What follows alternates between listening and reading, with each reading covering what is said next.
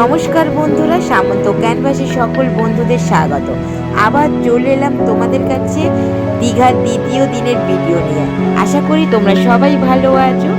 তো যারা দীঘার জগন্নাথ মন্দিরে গেছো তারা তো জানো, কিন্তু যারা যাওনি আমাদের তাদের জন্যই এই ভিডিওটা উদ্দেশ্য করুন।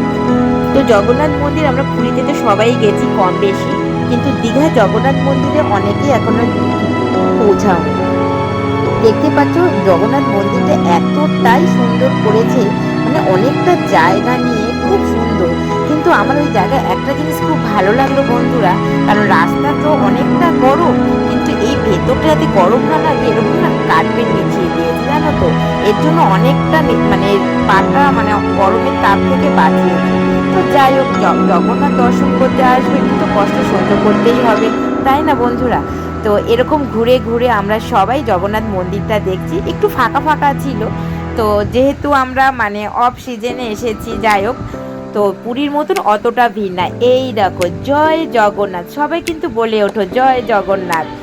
তো মন্দিরটা এতটাই সুন্দর বানিয়েছে, আমার তো খুবই ভালো লেগেছে। যারা যাওনি তারা ঘুরে এসোই জগন্নাথ মন্দিরে। জয় জগন্নাথ, রাধে রাধে।